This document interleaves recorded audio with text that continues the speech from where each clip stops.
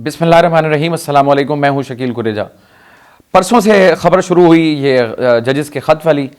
कल का दिन भी वो ख़बर गालिब रही, आज का दिन भी ख़बर गालिब रही और परसों के दिन वो लेट नाइट आई थी। तो उसके बाद से अभी तक जो बाकी ख़बरें हैं वो पस मंज़र में हैं और ये ख़बर जो है वो पेश मंज़र में है। उसकी वजह यह है कि पाकिस्तान की तारीख़ में पहली बार ऐसा हुआ कि एक हाई कोर्ट के जिसमें 8 टोटल जजेज़ हैं और 6 जजेज़ ने इतना बड़ा इल्ज़ाम जो है वो आयद कर दिया। इसकी इंपॉर्टेंस इसलिए ज़्यादा है कि जब भी किसी को कोई मसला होता है, वो चाहे कोई इंडिविजुअल हो, वो इदारे हों, वो सियासी जमातें हों, वो अदालतों के पास जाते हैं और जब अदालतों के अंदर सियासी मामलात के ऊपर बिलखुसूस फ़ैसलों के ऊपर असरअंदाज होने की कोशिश की जाए नादीदा ताकतों की जानिब से या पोशीदा हाथों की जानिब से या उर्फ़ आम में जिसको इस्टेब्लिशमेंट कहा जाता है, अब तो सारी बात खुल के हो रही है कि जजेज़ ने अपने ख़त में भी लिख दिया कि ISI के जो एहलकार थे वो उनको इस तरीके से हिरासा भी करते थे और कोई कैमरे भी बरामद हुए वगैरह वगैरह। उसके ऊपर हम तफसील से बात कर चुके हैं। पॉइंट इसमें यह था कि पाकिस्तान की तारीख़ में पहली बार 6 जजेज़ ने बैक वक्त एक 12 सफ़ात पर मुश्तमिल ख़त जो है वो सुप्रीम जुडिशल काउंसिल के नाम लिखा और इंडिविजुअल जजेज़ जो हैं उनको भी लिखा और उसमें उन्होंने बुनियादी तौर पर मुतालबा किया कि इस सूरत हाल से निपटने के लिए उनके पास कोई रहनुमा उसूल मौजूद नहीं है। जुडिशल कमीशन के जो गाइडलाइंस हैं उसके अंदर उनको कोई रहनुमाई नहीं मिलती, लिहाजा अगर ऐसी सूरत हाल हमें दरपेश हो तो हम इसमें क्या करें वो हमें बताया जाए। तो इसके अब अगर इस सूरत हाल को जो 3 दिन की कार्रवाई है अगर उसको 3 हिस्सों में तकसीम कर लिया जाए तो मैं उसको कर लेता हूँ, एक हिस्सा उसका मस्बत है, एक उसका मनफी है और एक का ताल्लुक है मुस्तकबिल से। तो पहले हम अगर उसके मस्बत हिस्से की बात कर लें तो मस्बत हिस्से में बहुत सारे एलिमेंट्स हैं, वो मैं आपके सामने रख देता हूँ। जब जजेज़ ने ख़त लिखा तो मैं इसको बज़ाते ख़ुद एक मस्बत डेवलपमेंट समझता हूँ। उसकी वजह यह है कि तारीख़ तो भरी पड़ी है इस किस्म के इल्ज़ामात से, लेकिन बोलता कोई नहीं था। शौकत सिद्दीकी साहब बोले तो उन्हें मिसाल बना दिया गया। आज भी वो एक टॉक शो के अंदर थे और जो कुछ वो कहते हैं मेरे साथ गुजरी, मैं अगर वो ख़ुद भी आबदीदा हो गए बताते हुए। वो कहते हैं कि अगर मैं बता दूँ तो आप लोग भी आबदीदा हो जाएंगे। 1-2 एग्जाम्पल्स उन्होंने कोट कर दी। वो कहते हैं कि मेरे 2 बेटों के ऊपर हमला करने की कोशिश की गई गाड़ी के ज़रिए और मेरी बेटी जो है वो यूनिवर्सिटी गोइंग है, उसको किडनैप करने की कोशिश भी की गई। सो बहुत सारी उनके पास तो एक तवील कहानी है बताने के लिए। बहरहाल पॉइंट ये था कि उन्होंने वो बोले और जो कुछ उनके साथ हुआ उसके बाद खदशा इस चीज़ का था कि आइंदा कोई नहीं बोलेगा। वो एक थे, अब 6 बोल पड़े हैं। तो इस लिहाज से मैं इसको मस्बत समझता हूँ, क्योंकि इंसाफ के इदारे अगर जो इंसाफ के मनसब के ऊपर बैठे हुए लोग हैं अगर वो दबाव में होंगे तो फैसले जो होंगे वो मशकूक होंगे और इंसाफ के तकाज़ों के मुताबिक नहीं होंगे। वो बोले हैं तो ये अमल जो है मैं ज़ाती तौर पर इसको मस्बत समझता हूँ। अगर आपके ऊपर दबाव था तो आपने आवाज़ उठाई, अगरचे उसके ऊपर तनकीद भी हो रही है, लेकिन मैं सिर्फ आवाज़ उठाने के ऊपर बात कर रहा हूँ, तो वो एक मस्बत पहलू उसका है। अब आ जाते हैं उनके ख़त लिखे जाने के बाद। ख़त लिखे जाने के बाद अब मुल्क के जो सबसे बड़े चीफ जज हैं वो चीफ जस्टिस ऑफ पाकिस्तान काजी फाइज़ ईसा हैं। जो ही उनको ख़त रिसीव होता है वो एक्टिव होते हैं और काम शुरू करते हैं। 26 मार्च को ख़त मौसूल होता है और 27 मार्च को वो फुल कोर्ट इजलास जो है वो तलब कर लेते हैं, जिसमें तमाम सुप्रीम कोर्ट के जजेस बैठ कर इसके ऊपर गुफ्तगू करते हैं और इस मामले को परखते हैं, इल्ज़ामात को देखते हैं और आगे के लाए अमल के ऊपर बात करते हैं। उसके बाद अगले दिन के लिए जजेस का मुत्तफ़िक का फैसला होता है कि इस इशू के ऊपर चीफ जस्टिस ऑफ पाकिस्तान को वज़ीर आज़म से मुलाकात करनी चाहिए।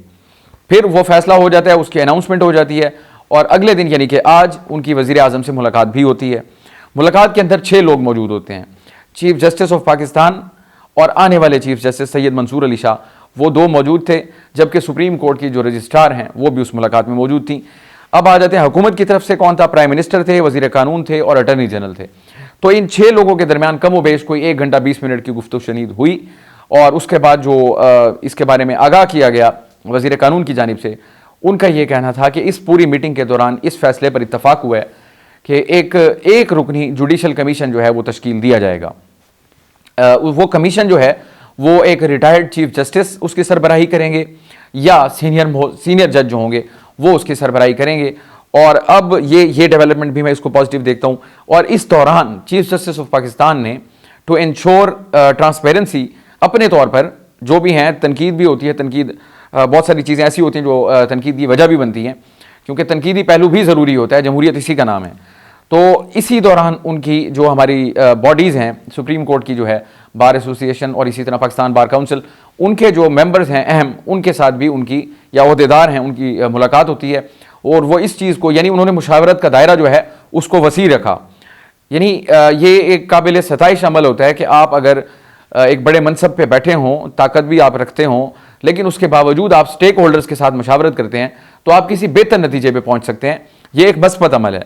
उन्होंने अपने तमाम जजेस से मशावरत की, सबसे पहले उनके सामने रखा मसला, फिर उसके बाद उन्होंने जो लॉ बॉडीज़ हैं, ये जो हमारी काउंसिल्स हैं, बार काउंसिल, ये Pakistan bar council, supreme court bar association, उनके जो रहनुमा हैं उनके साथ मुलाकात की, और फिर प्राइम मिनिस्टर साहब के साथ भी उनकी मुलाकात हुई। प्राइम मिनिस्टर की मुलाकात के बाद फैसला आपको मैंने बता दिया कि एक रुकनी बेंच जो कमीशन है वो तश्कील पाएगा और वो इसकी तहकीकात करेगा। अब यहाँ तक तो चीज़ें हो गई मस्बत। तनकीदी अमल जो है वो बहरहाल जारी है। अब जब कमीशन के बारे में अनाउंसमेंट हो गई तो उसके बाद एक मनफी पहलू भी शुरू होता है। मैं उसको मनफी इसलिए कह रहा हूँ, उसकी वजह भी मैं आपके साथ बताऊँगा। अब कमीशन जो तश्कील पाएगा उसके TORs जो होंगे वो बड़े इंपॉर्टेंट होंगे। यानी कमीशन क्या करेगा, उसका दायरा कार क्या होगा, किस तरीके से वो आगे बढ़ेगा, क्या वो जजेस को तलब करेगा या नहीं करेगा, या जिनके ऊपर इल्ज़ाम है उनसे रब्ता होगा, उनको बुलाया जाएगा, जो जजेस आके सबूत देंगे अगर उनके ऊपर वो किसी के ऊपर इल्ज़ाम लगाएंगे तो क्या जिनके ऊपर इल्ज़ाम है उनको भी तलब किया जाएगा, यानी उनका इल्ज़ाम एजेंसीज़ के लोगों के ऊपर है तो क्या उनको उनकी तलबी भी होगी, ये भी इंपॉर्टेंट क्वेश्चन होगा। तो वो टर्म्स ऑफ रेफरेंसेस जब आएंगे तो उसके ऊपर हम ज़रूर बात करेंगे। बट कमीशन के अंदर सबसे इंपॉर्टेंट दो चीज़ें होंगी। नंबर एक, उसको हेड कौन करेगा, यानी एक ही बंदा होगा। तो जो अभी तक बात आ रही है सामने वो एक रिटायर्ड चीफ जस्टिस के बारे में आ रही है, मुतअद्दिद। वो अभी तक जो हमारे कानों में खबर पहुंची है वो जस्टिस नासिरुल मुल्क साहब जो हैं, साबिक चीफ जस्टिस। आपको याद होगा कि 2014 में जो एक कमीशन बना था धांधली के खिलाफ, उसको भी उन्होंने हेड किया था। तो इम्कान जाहिर किया जा रहा है कि शायद उनको ही इस कमीशन की सरबराही दी जाए और फिर उसके बाद वो आगे जो मामला होगा उसको लेके चलेंगे। अब जो TORs बनेंगे वो बड़े इंपॉर्टेंट होंगे कि क्या उसमें सुप्रीम कोर्ट ऑफ पाकिस्तान यानी कि चीफ जस्टिस और बाकी जो जजेस हैं वो, और इधर से एग्जीक्यूटिव यानी कि हुकूमत, क्या इनकी मशावरत से सब अमल होगा या हुकूमत इसमें इंडिपेंडेंट होगी कि वो अपनी मर्जी के TOR बनाए और उस इशू को लेके आगे चले। अब अगर तो ऐसा होता है, आज जो मुलाकात हुई उसके ऊपर तनकीद भी हुई। तनकीद इसलिए, कल भी हमने गुजारिश कर दी थी कि ये शकूक व शुबहात को जन्म देगी सूरत हाल, और वैसा ही हुआ। आज शकूक व शुबहात सामने आ भी गए और वो बनते भी थे। शकूक व शुबहात क्या है, वो ये कहते हैं कि जिनके ऊपर इल्ज़ाम है, यानी कि एग्जीक्यूटिव एजेंसीज एग्जीक्यूटिव के अंडर आती हैं, जिनके ऊपर इल्ज़ाम है, अगर वो जाके तय करेंगे कि इसकी तहकीकात कैसे होगी तो उसके नताइज को कौन तस्लीम करेगा। ये बुनियादी तौर पे इल्ज़ाम आ रहा है सामने, और ये बेवज़न नहीं है, इसमें कुछ ना कुछ वज़न ज़रूर है। लेकिन मस्बत पहलू ये है कि चीज़ आगे बढ़ रही है। शौकत सिद्दीकी साहब का जब मामला हुआ, 5 साल तक वो अंडर द कारपेट पड़ा रहा, उस पर कोई तहकीकात नहीं हुई, जज को फारिग कर दिया गया। अगरचे उनकी सज़ा को अब ख़त्म कर दिया गया, उसको कलअदम करार दे दिया गया, और जो उनकी मराहत हैं वो उनके अहल हो गए। अब उनको साबिक जज कहा और बुलाया जा सकता है और लिखा जा सकता है, तो ये चले उनके क्रेडिट के ऊपर था। लेकिन अनफॉर्चुनेट ये था कि जब उनके रिटायरमेंट की उम्र भी गुजर गई तब उनके हक में ये फैसला आया। तो ये एक हमारे यहाँ आयरनी है, ये एक यानी मैं समझता हूँ कि बड़ा जुल्म है कि एक जज को भी अगर इंसाफ वक्त पे ना मिल सके। तो कमीशन की तश्कील एक मस्बत अमल है। आगे क्या होगा, एग्जीक्यूटिव जो है उसका क्या इसमें रोल होना चाहिए या नहीं होना चाहिए था, ये बहरहाल चूंकि अब सुप्रीम कोर्ट के तमाम जजेस का फैसला था कि वज़ीर आज़म से इनको मुलाकात करनी चाहिए काजी फ़ाइज़ ईसा साहब को, तो हम उनकी जो विज़डम है उसको चैलेंज नहीं करते, उसमें यकीनन कोई ना कोई हिकमत पिन्हा होगी। लेकिन तहरीक इंसाफ की जानिब से इसके ऊपर भरपूर रद्द अमल आया, और तहरीक इंसाफ जो है, मैं अब नेगेटिविटी की भी बात करता हूँ। देखिए जो का इनका था शौकत अजीज़ सिद्दीकी का, वो तहरीक इंसाफ के दौर में था, लेकिन उसके ऊपर कोई मामला आगे नहीं बढ़ सका, ये अनफॉर्चुनेट रहा। आज अगर ये मामला आगे बढ़ रहा है, उस वक्त मुबैना तौर पे इमरान खान साहब या उनकी पार्टी जो है वो बेनिफिशरी थी, लेकिन तहकीकात नहीं हो सकी।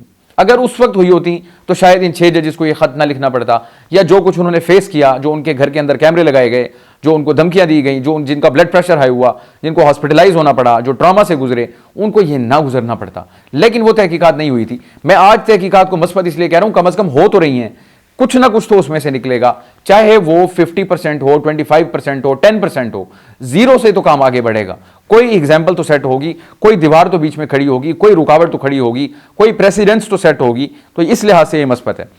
आपके दौर में नहीं हो सका, तहरीक इंसाफ के दौर में। आज कोर कमेटी का उनका इजलास हुआ पाकिस्तान तहरीक इंसाफ की, और उसमें ये जो फैसला हो रहा है इसको उन्होंने आउटराइटली रिजेक्ट कर दिया। वो ये कहते हैं कि कमीशन ज़रूर बनना चाहिए, लेकिन वो हाजिर सर्विस जज के नीचे होना चाहिए, या बेहतर है कि आप 184(3) के अंदर जो इसका स्कोप है उसमें आप अज खुद नोटिस लें और खुली अदालत के अंदर इसकी समाअत करें, और जो इल्ज़ाम लगाने वाले हैं उनको भी तलब करें, वो अपने सबूत पेश करें, और जिन पर इल्ज़ाम है वो उनको भी पेश करें। ये आइडियल कंडीशन है, अच्छा आइडिया है उनका, कंडीशन आइडियल है, ये उनका हक है कि वो इस चीज़ का मुतालबा करें। लेकिन उनको ज़रा पीछे भी नज़र दौड़ा लेनी चाहिए कि जब उनके दौर में इन्हीं शौकत सिद्दीकी ने ये सारे इल्ज़ामात दोहराए थे, बल्कि इनसे भी सख्त इल्ज़ामात थे, जो इन लोगों ने किए वो तो कम हैं, उन्होंने तो कैटेगोरिकली पिन पॉइंट करके चीज़ें बताई थी कि किस किस तरीके से वो 2 साल की मेहनत और वो आनिया जानिया, उनके घर में फायजीसा का आना, सॉरी माजरत चाहता हूँ, फैज़ हमीद का आना, और फिर ये कहना कि 2 साल की मेहनत ज़ाया हो जाएगी वगैरह वगैरह वगैरह, उन्होंने तो पिन पॉइंट करके सारे इल्ज़ामात लगाए थे। और ये हमारे यहाँ बड़ी बदकिस्मती की बात है कि उनके इल्ज़ामात की आज तक तहकीकात नहीं हो सकी। जज बरतरफ हो गया, फारिग हो गया, रिटायरमेंट की उम्र भी गुजर गई, लेकिन तहकीकात नहीं हुई उनके इल्ज़ामात की। तहकीकात होना ज़्यादा ज़रूरी थी जज को फारिग करने से। हाँ, आप उन पर पाबंदी लगा देते, जब तक आप अंडर इन्वेस्टिगेशन है आप किसी केस में नहीं बैठेंगे।